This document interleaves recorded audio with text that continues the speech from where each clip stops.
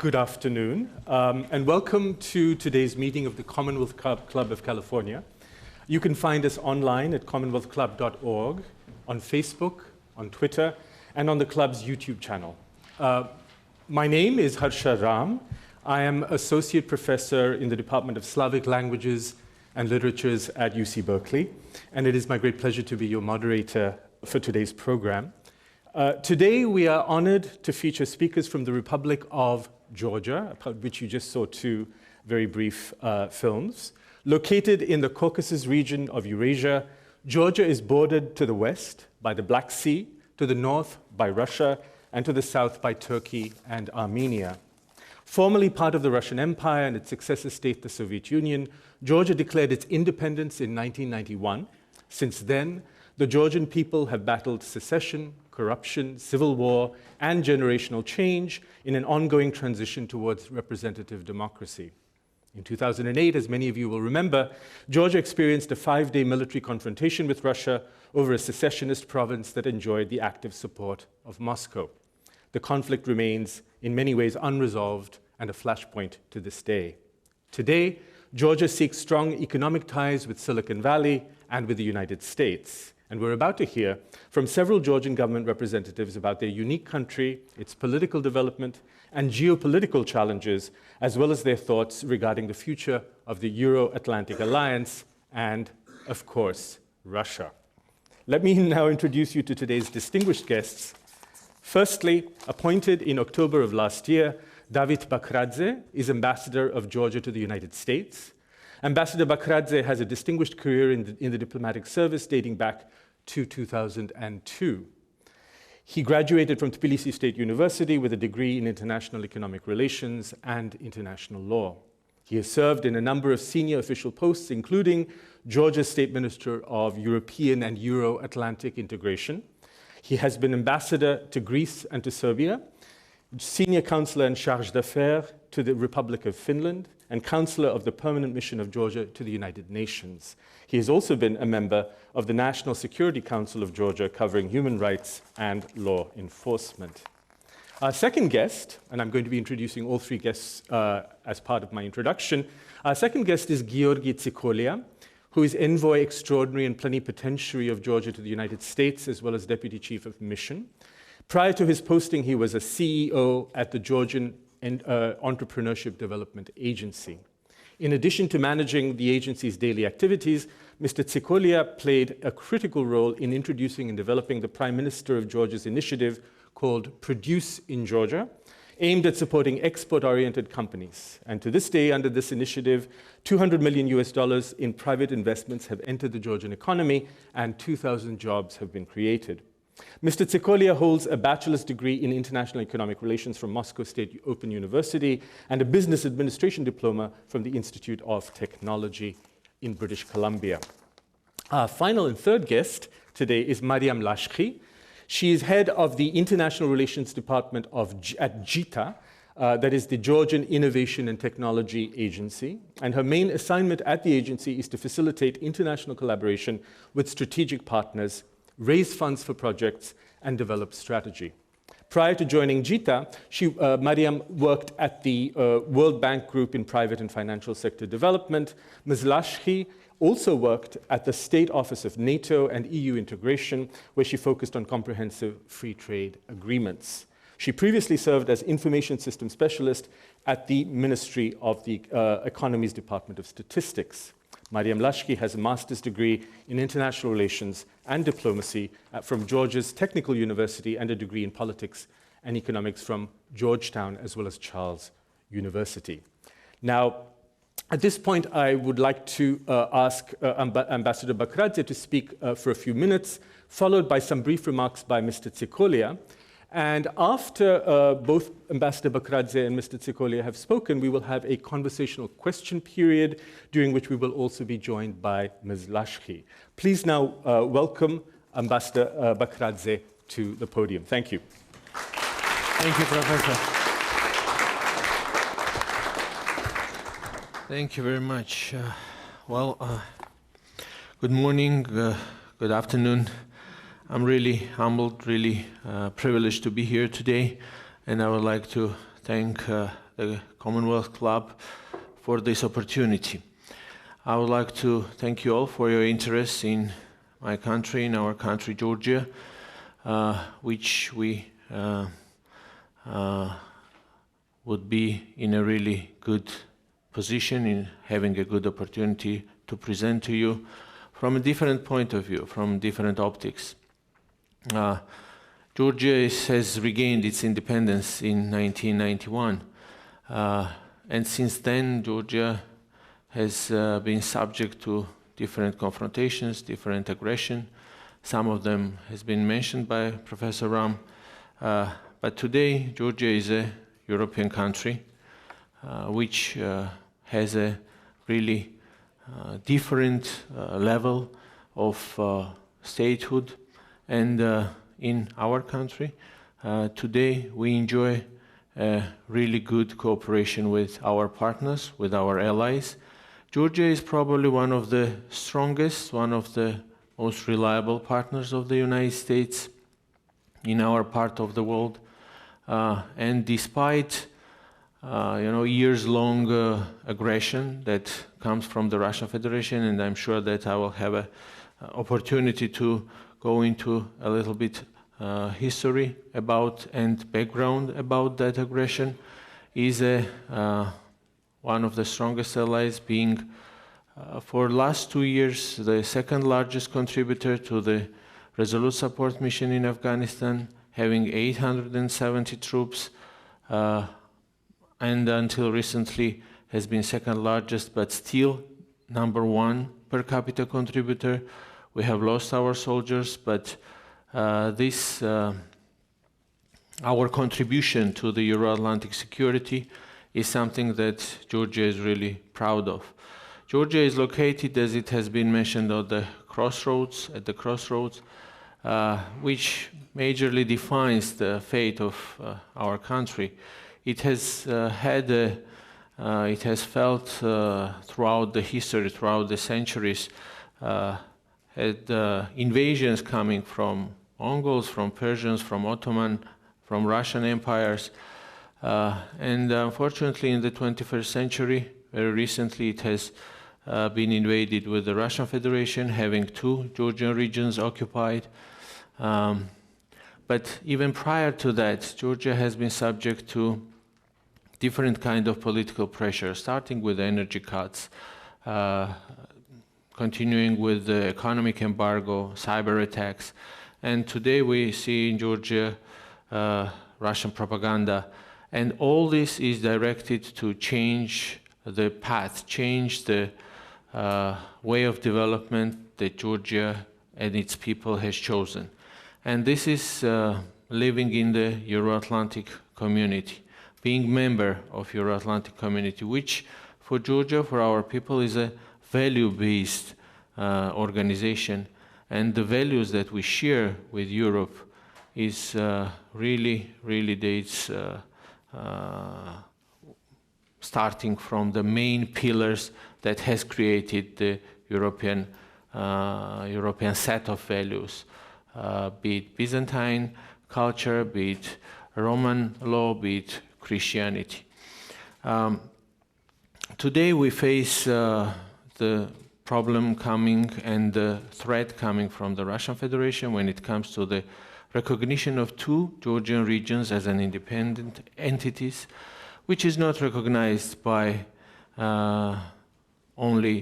other than only 3 states worldwide, but still we face on daily basis the process of annexation, creeping annexation from the Russian Federation, with absorbing the different structures of these entities, military, border, social, healthcare, or other. But still Georgia has managed to first become the associated member of the European Union, signing association agreement, signing deep and comprehensive free trade area agreement with the European Union, opening European market for Georgian producers, but also very recently, just yesterday, was the first day when Georgians could benefit from the visa-free travel in the EU Schengen zone, which is bearing in mind the general situation in the continent and general feelings towards irregular migration is a really good achievement that has been due to the very strong efforts by the government to meet their requirements, to go beyond the benchmarks and approximate our legislation with the European Union's. And this is something that is always, let's say, countered by the Russian propaganda, because Russia's aim now in Georgia is to defy the meaning of European Union and NATO for Georgia, and therefore to create disillusionment, fear towards this integration process.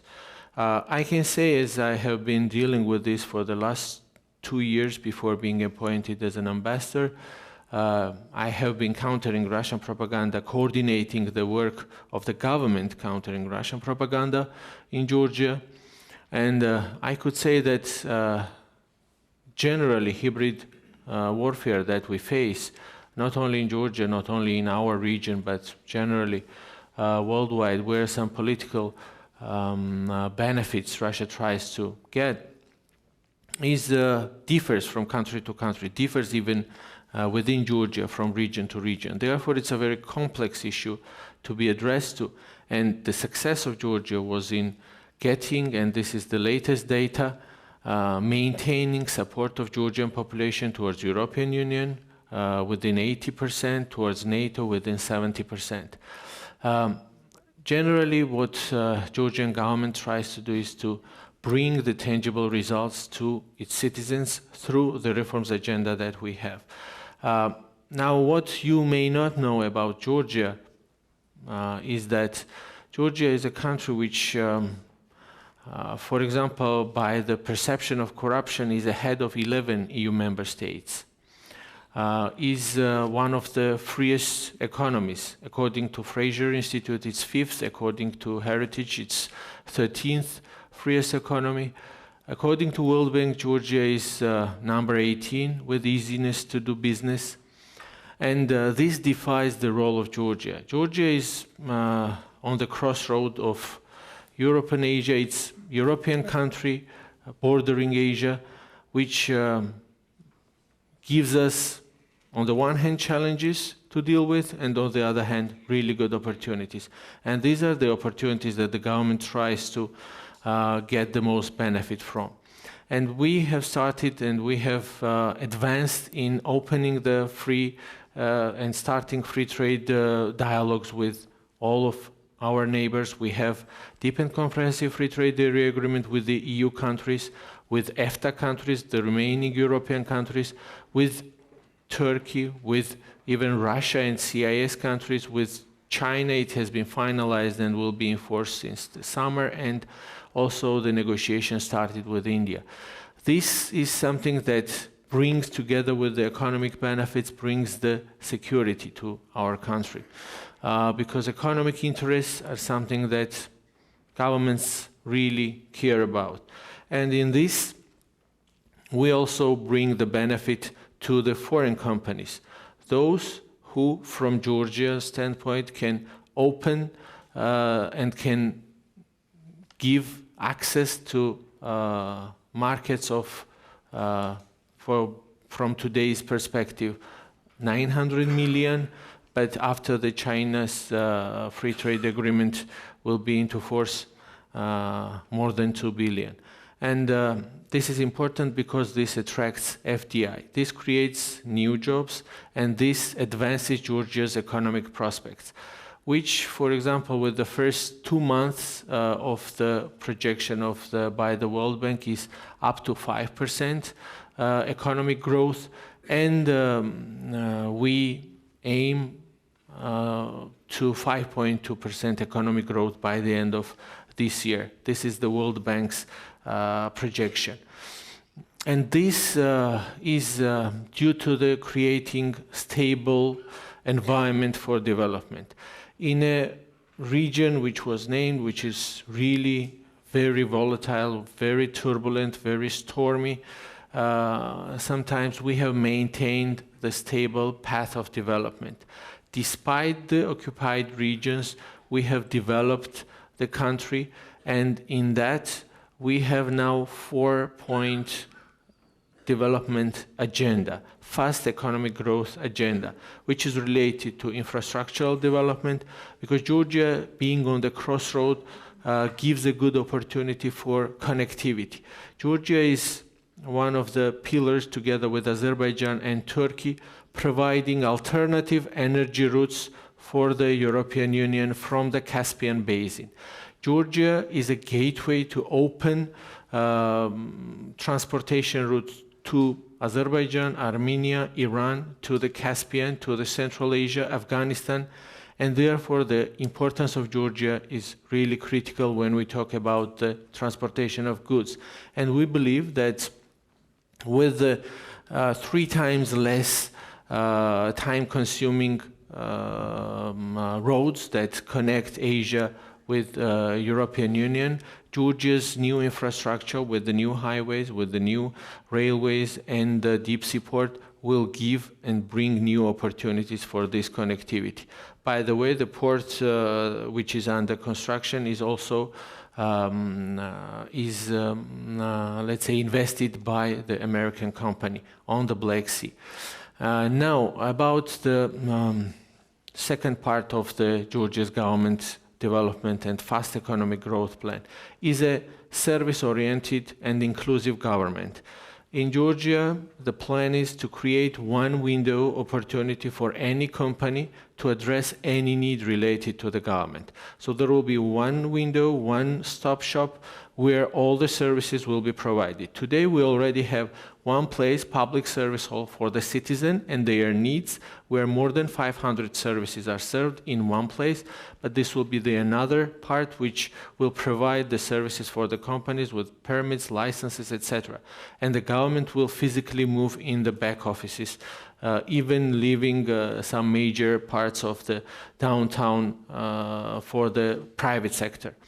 And this should be also inclusive, which means that in Georgia, today's government has a willingness to open the floor on any kind of discussion which is related to the private sector, which is related to the social life, or even as high as constitutional changes. All these decisions are made with a wide public consensus, despite the very strong support that the government has from the parliament, with constitutional majority, have won last autumn. So generally this will bring public and will make them part of the decision-making process.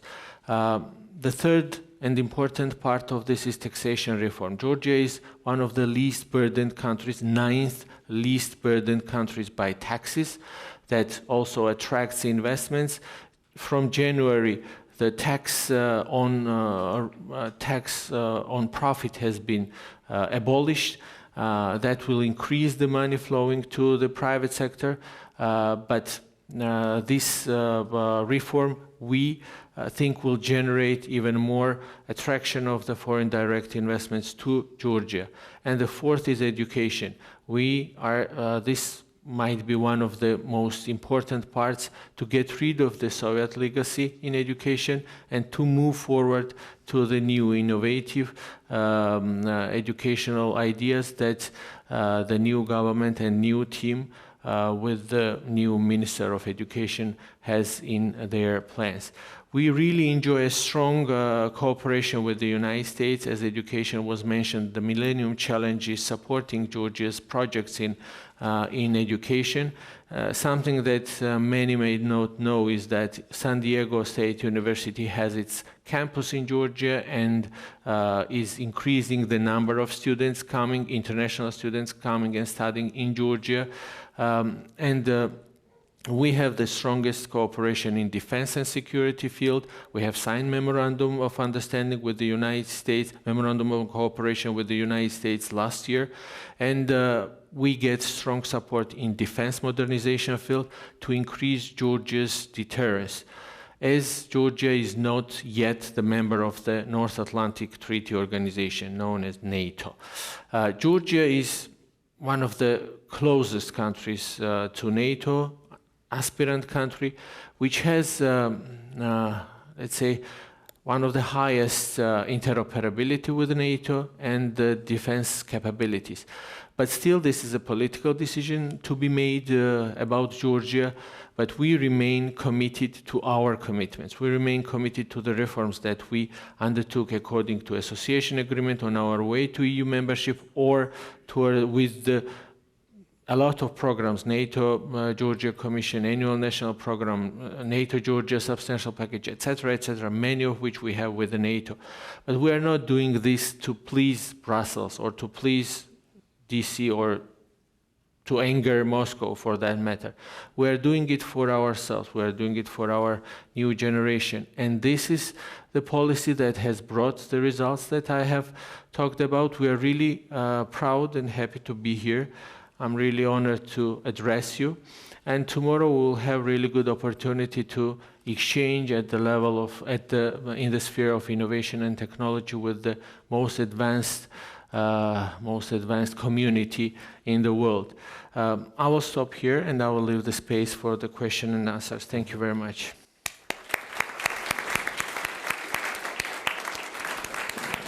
Good.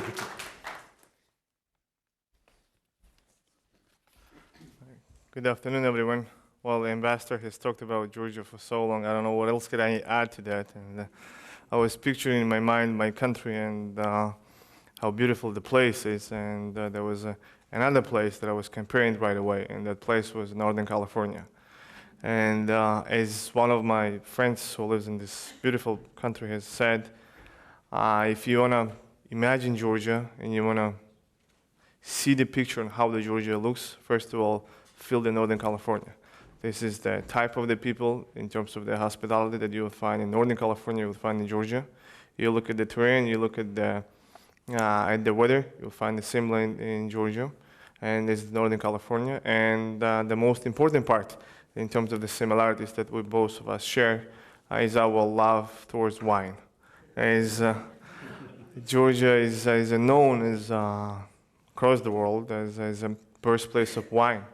We have 8,000 years of history of the winemaking, which unfortunately for the past 200 years, being the part first of the of the Russian Empire and the Soviet Union, was somehow bottled inside the satellite states that were inside the empire. And Georgia, as a brand name of the winemaking with its culture and with its history, was really kind of encompassed inside those borders without any chance to share its history with the world. But, well, fortunately enough, with the help of our main ally and with the help of our strategic partner and the friend, the United States, since regaining the independence, as Ambassador has mentioned, in 1991, and this year, actually, in 3 weeks from now, we will be celebrating the 25th anniversary of the diplomatic relations, establishment of diplomatic relations between the two countries.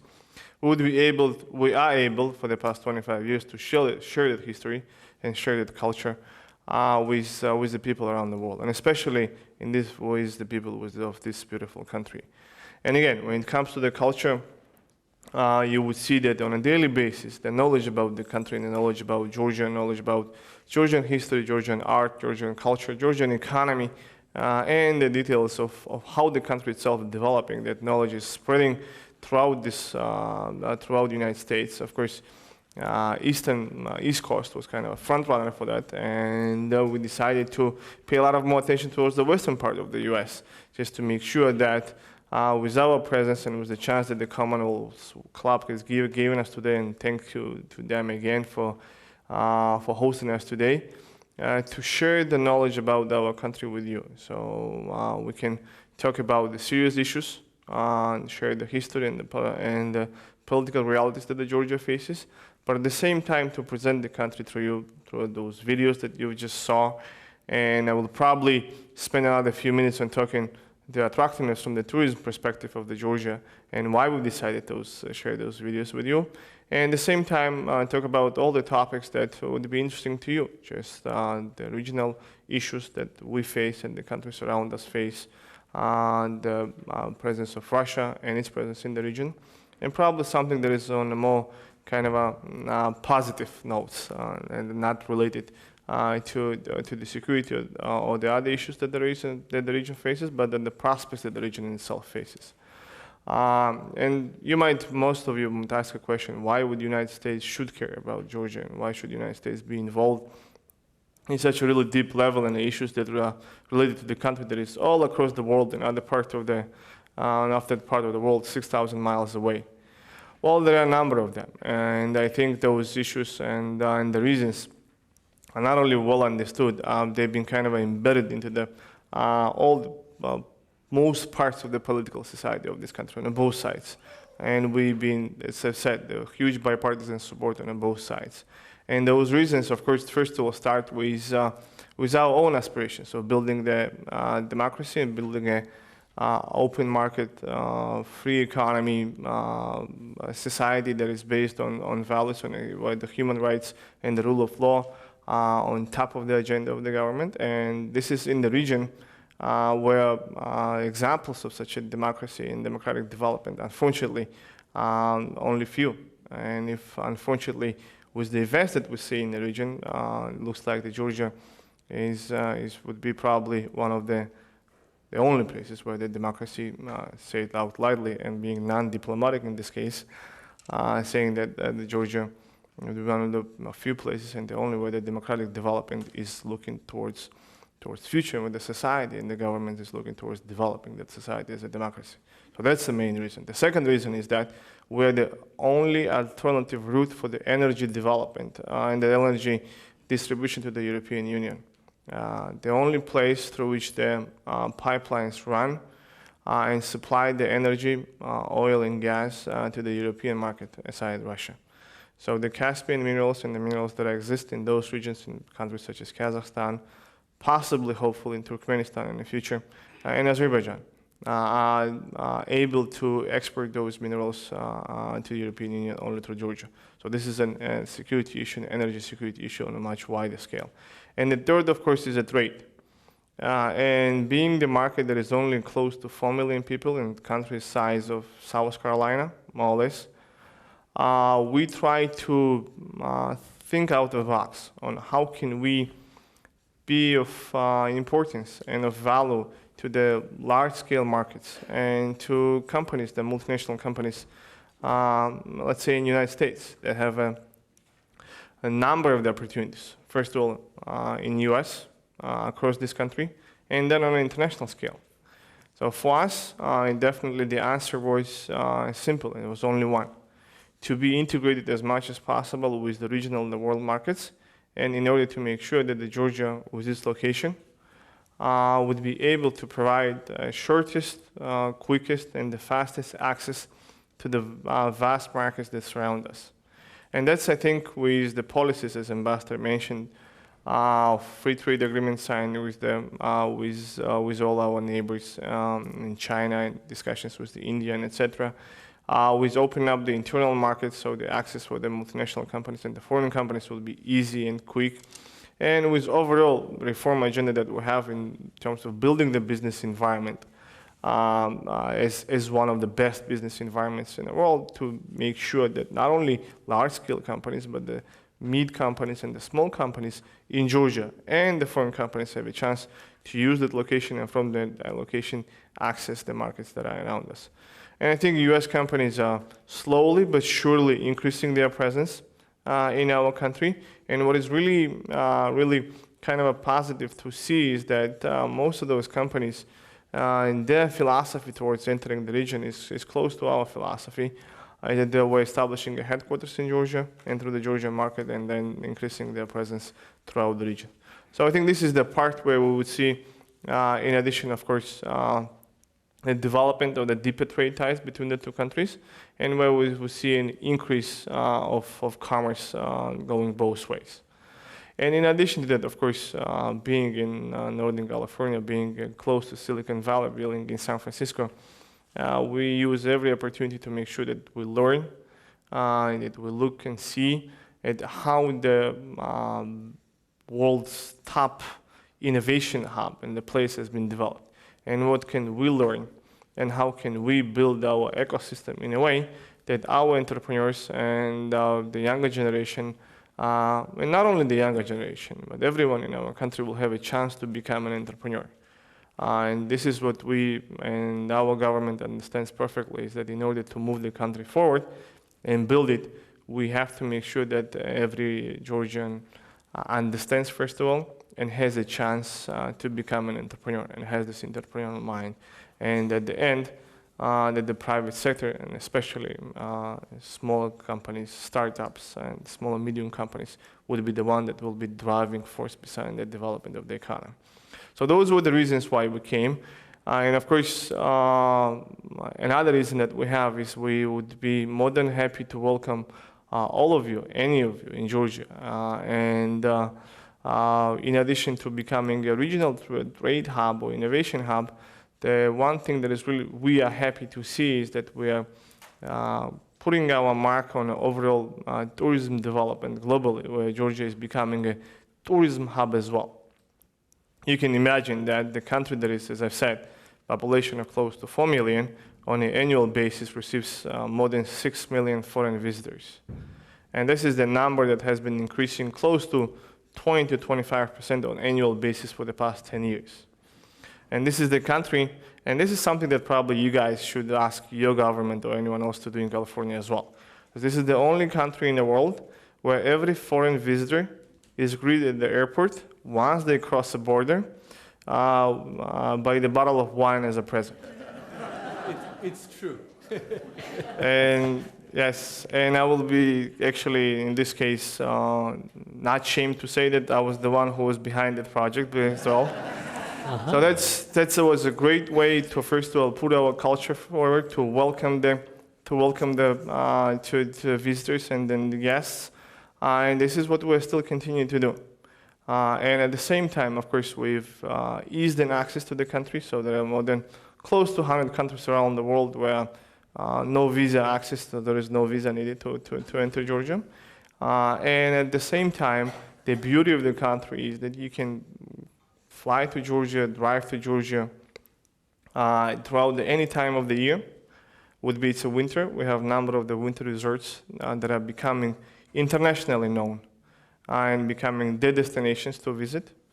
We have summer resorts where throughout the summer, from the countries that surround us, European Union and other places, millions of tourists are coming to Georgia to spend their summer. And we have throughout the years, as I've said, there is a region in Georgia that is called the wine region of Georgia, which is not as well developed as Napa Valley or the Sanama, but it's becoming, especially in the European side. And you know how huge is the competition in Europe when it comes to the wine and winemaking and selling it as a commercial, as a wine destination, but becoming the place. And this would be, I think, for all of you, interesting to see. Because that region, together with beautiful chateaus and beautiful wine, in addition, that presents a history of Georgia, where 3,000 years of the statehood of Georgia, together with this culture, is kind of mingled with the modern development of the country itself and the culture of wine. So I'm really, will stop with that. I will really once again to be happy to invite all of you. We work closely with the tourism associations around the United States to make sure that the access and the cost of traveling to Georgia will decrease and the knowledge about Georgia will spread. So I would be more than happy to answer any of your questions. And once again, thank you for having us. Thank you.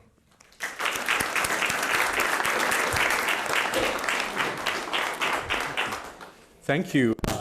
Let me first acknowledge our first two guests, David Bakradze, Georgia's ambassador to the United States, as well as Georgi Tsikolia, envoy extraordinary and plenipotentiary from the Georgian government to the United States. And it's now time to move to the second half of our event, which is going to be a Q&A, a discussion. And for this, we're also going to be joined by Mariam Lashki, who is the International Relations Director of the Georgian Innovation and Technology Agency. I've been given a large number of questions from all of you, but before I do so, I wanted to jump in a little bit and perhaps begin the conversation. I've been traveling to Georgia since 2000, and I'm writing, in fact, a book about Tbilisi, the capital of Georgia, and Russian-Georgian relations over the 19th and early 20th centuries. And perhaps I could begin by saying that one of the things I think that will strike many of you if you were to visit the country is that it undoubtedly lives up to many of its positive cliches. It's an exquisitely beautiful country, a country that in many ways topographically, geographically, climatically is a little bit, or could be a little bit of a paradise. It certainly was considered one during the Soviet Union. And I can assure you that you will not be disappointed if you visit by the hospitality of the people, the warmth, the generosity, the considerateness, the good food and wine as well. At the same time, of course, Georgia faces the realities of the post-Soviet predicament, right? And one that has been unfolding, unraveling now for over 2 decades. And I suppose the first question I would have to the distinguished members of today's panel is precisely this: how to match the potential of Georgia, already manifested in many ways in its past, in its history, in its geography, with the realities of this post-Soviet moment, which, if anything, is getting more and more complicated and tense geopolitically and otherwise. One of the things that the ambassador mentioned was that this week, in fact, just a few days ago, Georgians won visa-free travel to the European Union and the Schengen zone, which I think is, in anybody's estimation, an enormous achievement, along with the kind of associative membership of the EU that Georgia has been moving on as a trajectory for several years. And perhaps a question that comes to me at this point is this: at least since the Rose Revolution, Georgia has been undergoing a kind of very radical and systematic experiment in reform, right? Political reform, economic reform, educational reform, infrastructure development, et cetera, et cetera. The capital city, Tbilisi, changes with a dramatic intensity that is quite breathtaking right now every time I go back. And my first question then would be this: is this an organic process? I can see that there is some kind of deep sentimental longing that Georgians have for Europe. At the same time, I can't help thinking that this is in many ways a kind of top-down process, right? That it's something that has been largely imposed by EU bureaucrats, the Georgian political and economic elites. How much of this change, which I think is profound and which has really only occurred on this level in the Baltic republics? There's no other part of the Soviet Union that has undergone what Georgia has been going through for the last decade, except Estonia, Lithuania, and Latvia. Can Georgia do this? And can this essentially top-down process be sustained and embraced and absorbed by the people? So that would be my first question. Thank you very much. Let me disagree, and that will, bring more and more flame to our discussion. Yes, of course. Which is important, because I disagree that this is a top-down process. Mm-hmm. Just the opposite. First of all, I think that the last 4 or 5 years have proved that Georgia is successful moving with incremental and not revolutionary changes. Mm-hmm. So as soon as you set out your plan, as soon as you are open with your public about the changes that this path will bring on their daily life, this is the path that is supported and is initiated from the public. Because the prosperity, the stability, the security that the enlargement of the European Union or NATO has brought is unprecedented to the European continent. And striving towards that goal is critically important. Leaving alone our history, which is Europe's history, our part of the multicultural, multi-ethnic, multicolor European diversity, which Georgia is a proud part of. And with all that, of course, there can always be questions, but I think the most important thing is that government is open and transparent and not hiding anything that it tends to implement.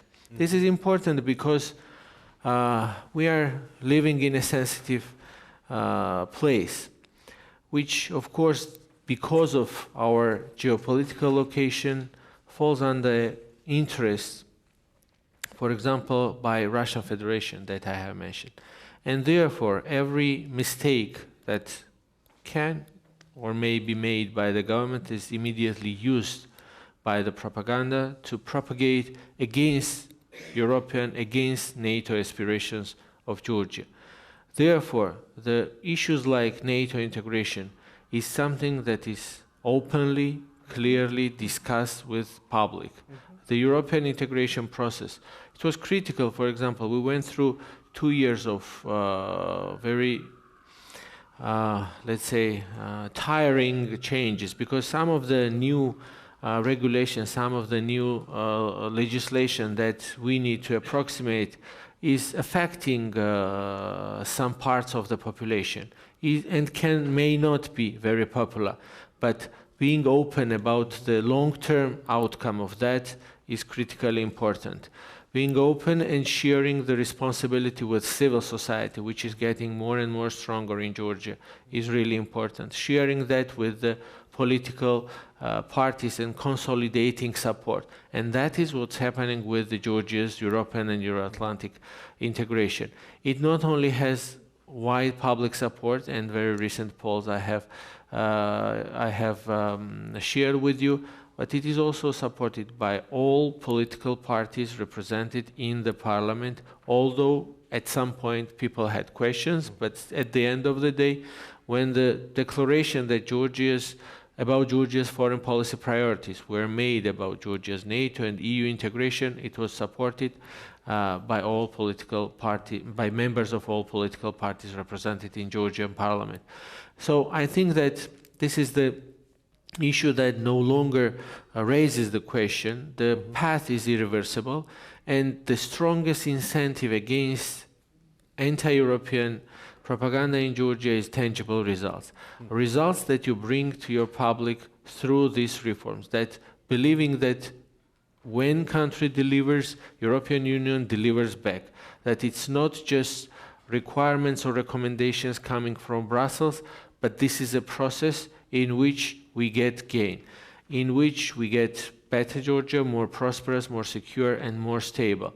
And with that, we have advanced in many projects that I haven't mentioned, that is bringing the changes to everyday life of our citizens, starting with cultural exchange, with between scientific circles, free trade agreement was mentioned, region-to-region cooperation, etc. So advancing as much as possible to be there as close as possible, that when the political momentum comes, the decision will be made about Georgia's membership. The similar is with Euro-Atlantic, with NATO, North Atlantic Treaty Organization, because today Georgia is a good proof that contributing in today's very interrelated societies, today the Euro-Atlantic security is no longer only let's say, responsibility of the NATO or EU members. This is something that is shared, for example, by Georgia with a large part, as I said. We are not only in Afghanistan, we are with the EU mission in Central African Republic, in Mali, and we are proud members of this community.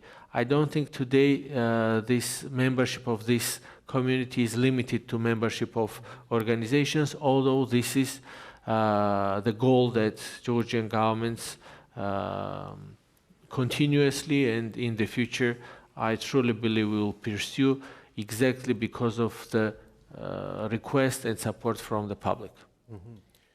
Ambassador Bakazi, I have no doubt actually that Georgia, particularly in comparison with many of its neighbors, particularly to the north, is a much more open society, and one that I think where certain forms of debate and consensus are pushed to an extent that would be almost inconceivable in other parts of the former Soviet Union.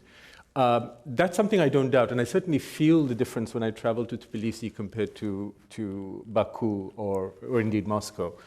At the same time, I'm wondering if certain events that have been taking place over the last few weeks and months are evidence of an open society and a rapidly maturing democracy, or alternatively of a certain level of immaturity on the part of the Georgian political elite. For example, a few months ago, the former President Saakashvili's party, the United National Movement, essentially split or splintered, right? Subsequently, the president, Margvelashvili, seems to be entering into a major feud with the Kartoli-Otsneba, the Georgian Dream Party, over specific configuration of the constitution and the powers of the presidency. So there's a sense also that what is precisely in some ways the strength of Georgia, which is its openness and the nakedness with which political intrigues are pursued, something I think Americans are very familiar with from what's going on in Washington today. Perhaps that is a sign of Georgian democracy in its most open form, but it's also perhaps a sign that institutions and parties and factions and individuals have yet to actually mature to the point where they stand for something solid. Would you agree with that assessment? Or do you think, is there more to be done? Or?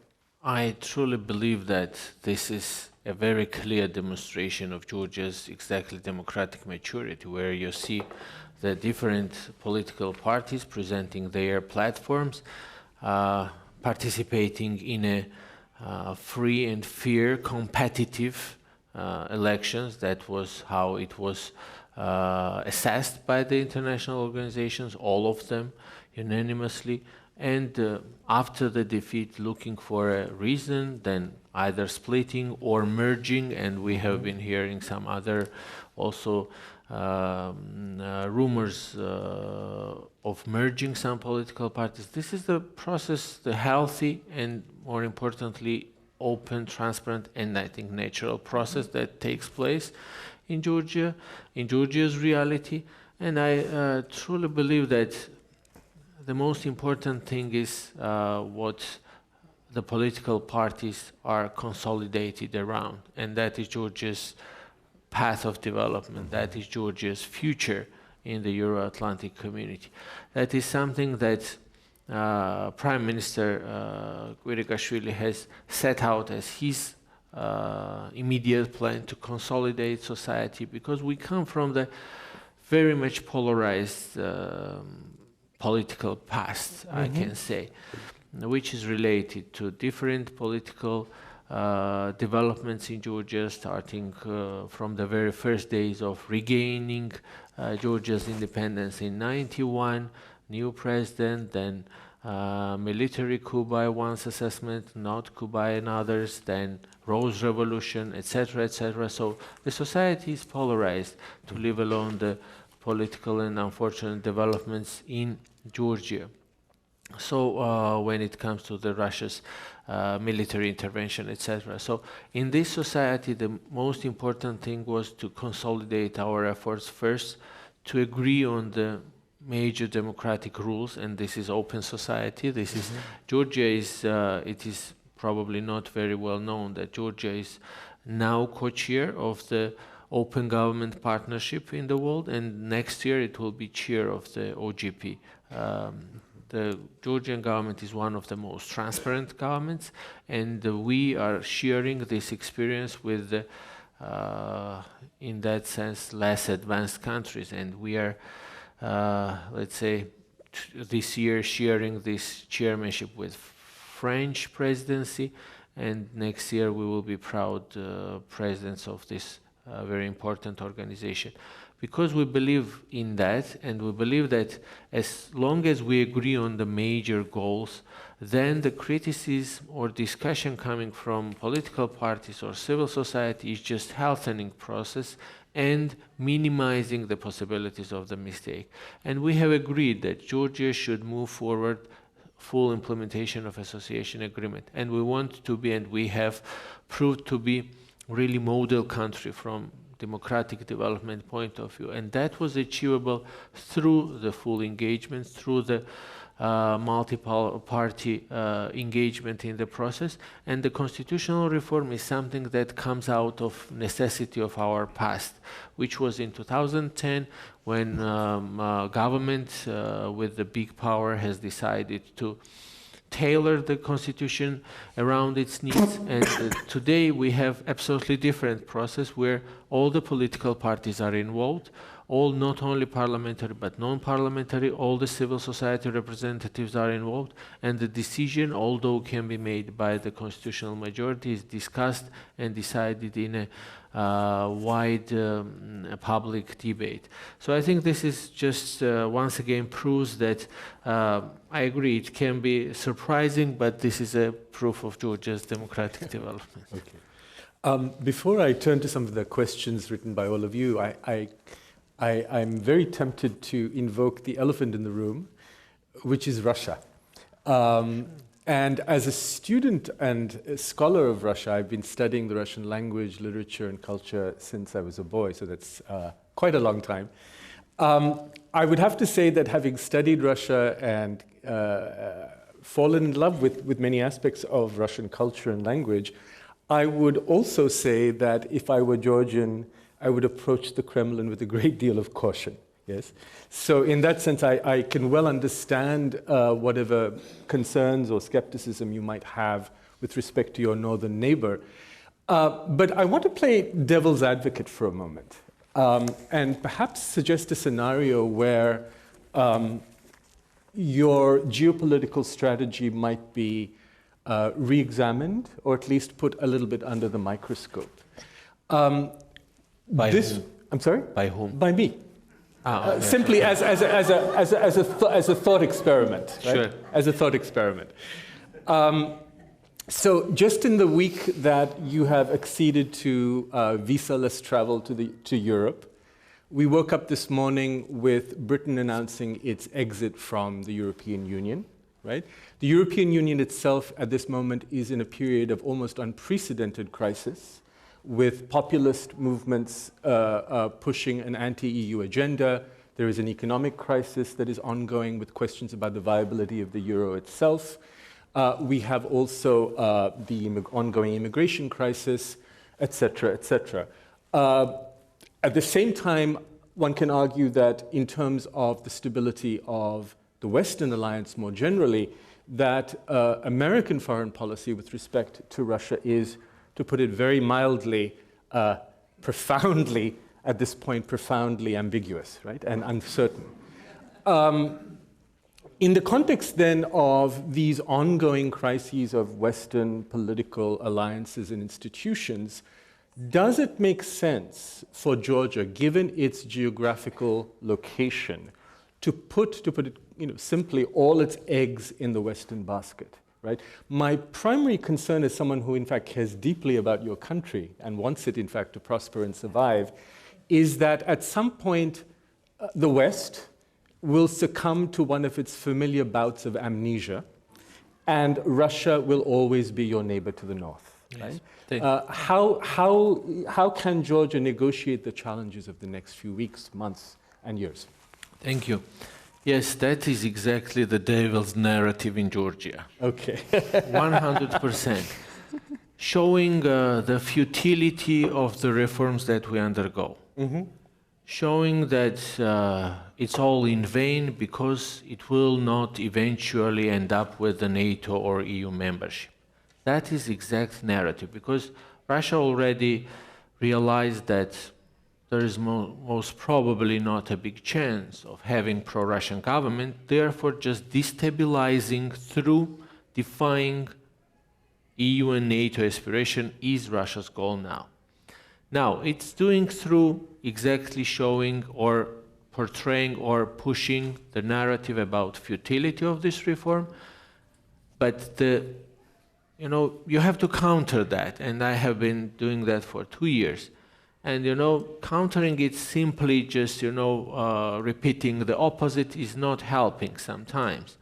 And one major, let's say, instrument in countering Russian propaganda is bringing tangible results and showing that, yes, we have went through the very tiring reforms through 2 years, then we have waited 1 year for the Commission, Council and Parliament, European Commission, Council and Parliament to agree to make a political decision, but still we have delivered it.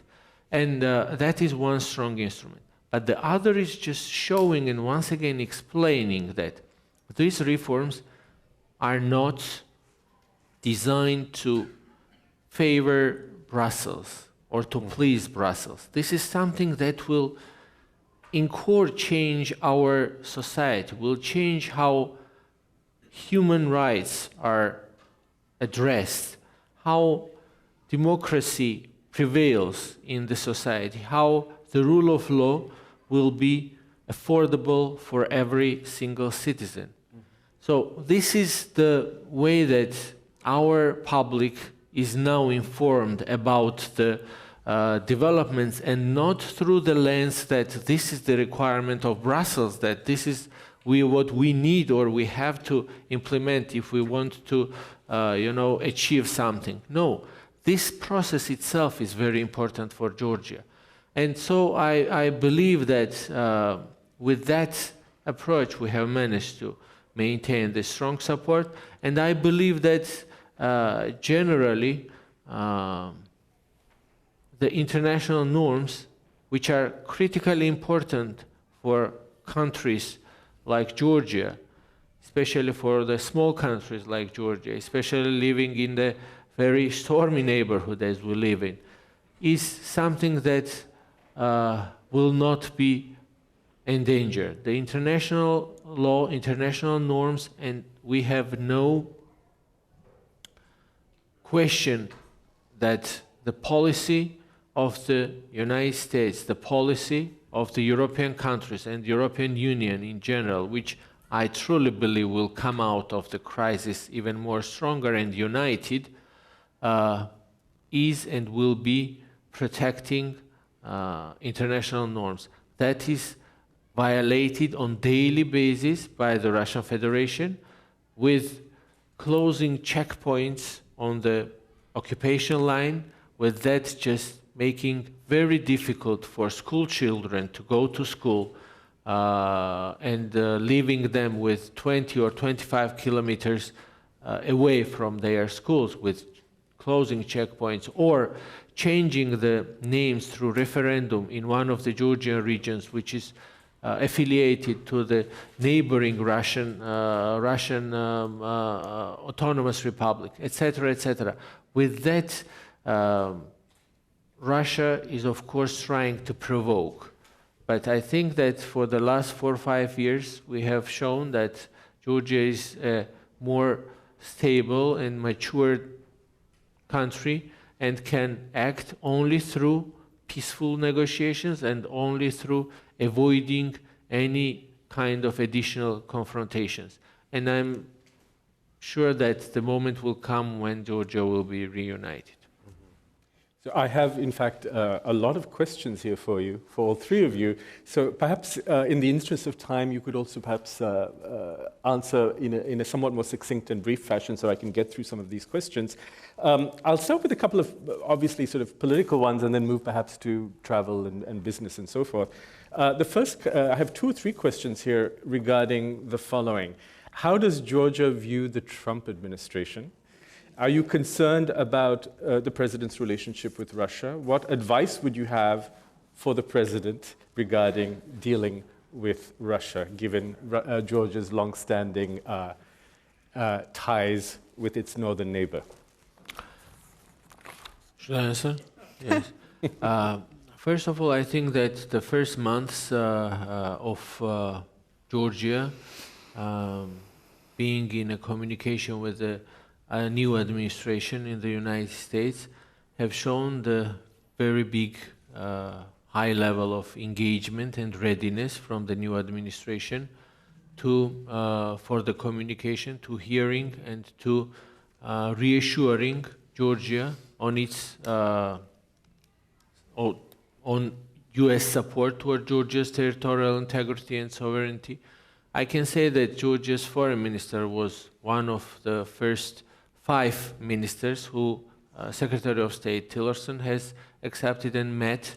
We already had within 2 months the meeting with the Prime Minister, with the Vice President Pence in Munich, and the Secretary of Defense Mattis participated in NATO-Georgia Commission sending very strong messages of support and reassuring Georgia, its strongest and the most reliable partner in the region, with the support that we have been receiving. And I am confident that there is a very strong and very clear understanding about Georgia and about its role. Now, when it comes to the relations with Russia, I think many can agree that good relation is good, but I think that there is also a very clear understanding that this good relation cannot come at the expense of international norms and international law. So I think on that we all agree, and we really had a very good opportunities, very good interaction, very good communication, right from the very first days with the administration, which was very much reassuring. All right. For the sake of those of us listening on radio, I've been asked to remind you that you're listening to the Commonwealth Club of California program, and we're very pleased to have representatives from the Republic of Georgia, David Bakradze, the Georgian ambassador to the United States, Georgi Tsikolia, envoy extraordinary and plenipotentiary of Georgia to the United States, and Mariam Lashki, international relations director of the Georgian Innovation and Technology Agency. I'm Harsha Ram of UC Berkeley's Department of Slavic Languages and Literatures, and your moderator. You can hear Commonwealth Club programs on the radio, catch up with program videos on the club's YouTube channel, and also visit the club on Facebook and Twitter. I have many more questions. Let's see how many we can get through in the remaining 9 minutes or so. Here's one for perhaps Georgi and Mariam. How would investors acquire commercial real estate in Georgia? Must there be a partnership, and can a title be held by a US citizen investor? Sure. That's actually will be a short answer to that question, and for the sake of time, I think that's even better. So, when it comes to the environment in Georgia, the treatment of the foreign investors, so the foreign businesses and the local investors on a legislative side, it's approximately the same. There is no difference. So when it comes to acquiring the property in Georgia, would be it's on behalf of the legal entity or the private entity. There are absolutely no limitations and no additional requirements that stand in the way for any one of you to purchase a property in Georgia. In addition to that, Georgia is one of the few countries where equity participation and the equity ownership of businesses in any industry has absolutely no limitations as well. So 100% equity ownership of businesses that start from the security and even could be defense issues, and all the way down to healthcare is totally open for the foreign ownership. So that's the part of the reform that was made in order to open up the market for the foreign investors. Okay. Do I need a visa? What is the best airline connection from San Francisco to Tbilisi? And are there good hotels? I could probably answer that, but go ahead. Sure, I think you would be actually, out of all three of us, probably you would be the best person to represent the Georgia, considering the knowledge and the years that you spend in the country, and the book. Actually, Professor Ram is writing definitely a great book on Georgia and on our capital, Tbilisi, and we were listening to his perception of what Tbilisi, the capital of Georgia, represents, and I think his knowledge is much deeper than mine, for sure. Mm-hmm. So when it comes to flights, unfortunately, there are no direct flights as of yet. We are working on them just to make sure that the accessibility to the country is as open as possible. But there are direct connections to a number of the places. Would be Western European countries, Germany, Munich, Amsterdam, Netherlands, Warsaw, Poland, and a few others. And places such as Istanbul, where Mariam just flew from Tbilisi via Istanbul, and the Persian Gulf countries. Just by looking at the Georgia on a map, there is in 2 hours of flight from Tbilisi. You can reach the capitals of most of the Persian Gulf countries, Tel Aviv, Istanbul, Moscow, Kiev, and countries that for the most part in Eastern Europe. 3 hours of flight, you can reach the capitals of the Eastern Europe, all of them. And the amount of time that it took me and David to get from DC to Baltimore, actually, to San Francisco today in the morning, the same amount of time it takes to fly from Tbilisi to London. And on the other side, same amount of time takes you to somewhere close to, you will be somewhere in the Indian Ocean. Not all the way to the India, but in the Indian Ocean, close to India. So that's the location that we're right in the middle. In terms of the connectivity, it's quite easy to get there from the geographical perspective. But in terms of the airlines, again, we're working on increasing the number of the flights. And there are from Europe already the discount airlines that fly from Tbilisi, and the cost of ticket from Tbilisi to the most capitals in Eastern and the Western Europe vary between $25 to $75. And when it comes to international flights, again, we're building a second terminal in Tbilisi International Airport to accommodate the increasing flow of tourism, which I think in itself will bring additional airlines and additional interest from the US airlines as well, on which we definitely try to push as much as possible. And yes, there is no visa requirement for US citizens. And did you mention that US citizens do not? Yes. There's no visa requirements. required Yes. to visit Georgia, right? I have a question just handed to me for Mariam. Can you talk to us about women's rights and any challenges in Georgia, specifically with respect to both the public sphere but also business? Given, and I should add this perhaps for my own self, that Georgia is both a staunchly patriarchal country, but one in which women, in fact, are exceptionally prominent. So that's an interesting contradiction to think around, right? Yeah. Thank you, Professor, and thanks for the question. So being representing kind of women's power and being part of the panel, I have to say that women power is not having kind of key challenges in our country.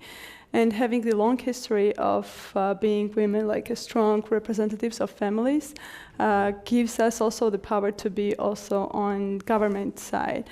So if I'm not wrong, and correct me, in our like the ministries, we have almost 8 ministers, women, and leading recently the defense minister was also a woman, and just recently has been changed.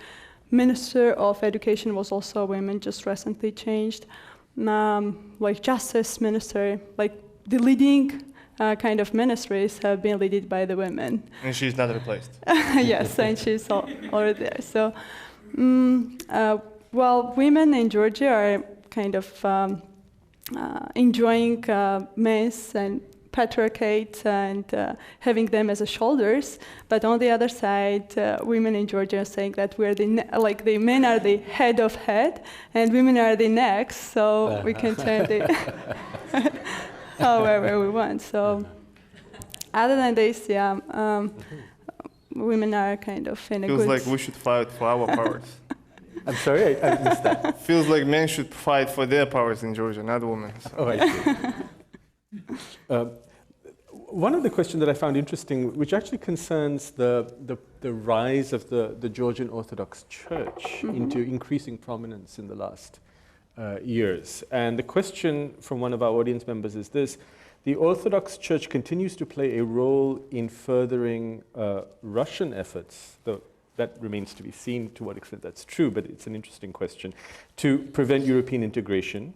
But the person writing this question would also like to ask about the separation of church and state in Georgia, given the increasing convergence of the two, and its implications for human rights in Georgia itself, specifically with respect to both ethnic minorities, that is to say Armenians and Muslims, but also LGBT rights as well. It's a very good question. Thank you very much, but I also disagree in some part of that. First of all, if you look at the history of Georgia, when we regained independence from the Soviet Union, which was kind of not allowing the freedom of religion, the Orthodox Church was one of the front, let's say, front kind of standing institutions to fight for our independence. So therefore, the role of Orthodox Church, the role of Church in Georgia's very recent history was critical. But beside that, you can imagine a small country on the crossroads, which, as I said, was run by all of the regional powers, one after another, staying for, I don't know, half a century or 2.5 centuries.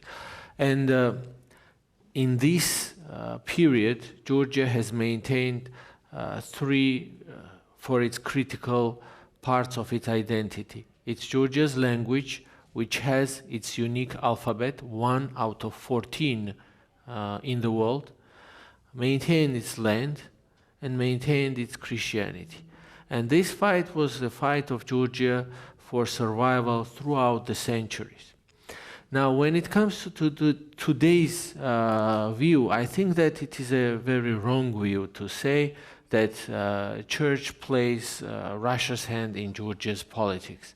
Because I personally had 2 very good projects with the Patriarch, with the help and support of the Patriarch of Georgia, to have up to 20-25 meetings with different bishops in different eparchies, and during last 2 visits, which Georgian, for the first time in Europe's history actually, after the Polish made it in early 2000s, the Georgian Orthodox Church and its representatives went to Brussels to support Georgia's European integration, to support Georgia's NATO membership at the very highest bishops level, 10 bishops at the one time, 8 on another trip.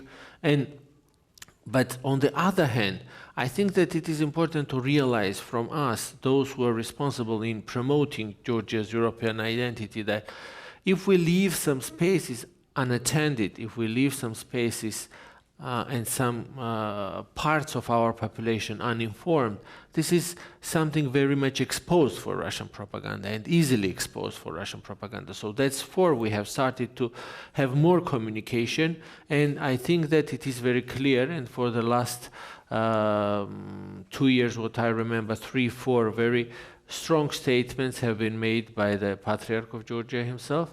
And when it comes to the relation of Georgia state and church, there are in European Union even stronger relations. For example, in Greece, where Orthodox Church is a state religion, which is not in Georgia, but we have a constitutional agreement with church, between state and church. Georgia is a secular country where church plays no role in the politics, and we have very equal distribution of support when it comes to the different religions and its representatives. So in general, Georgia is a diverse country where you have strong part of Muslim population, part of Catholic, part of Gregorian, etc., etc. Of course, Jewish population, etc. So in this environment, Georgia is only proud of its diversity and only proud of its tolerance when it comes to the freedom of religions. Ambassador, I believe we've actually run out of time, regrettably, but it's been an absolute pleasure. So in closing, let me first just thank our guests, David Bakradze, Georgian Ambassador to the United States and former State Minister, European and European and Euro-Atlantic integration, Georgi Tsikolia, Envoy Extraordinary and Plenipotentiary of Georgia to the United States, and Mariam Lashki, International Relations Director of the Georgian Innovation and Technology Agency. I also want to thank everybody in the audience, as well as our audience on radio, television, and the internet. I'm Professor Harsha Ram of UC Berkeley, and now this meeting of the Commonwealth Club of California, and I've been waiting to brandish this, the place where you're in the know, is adjourned. Thank you.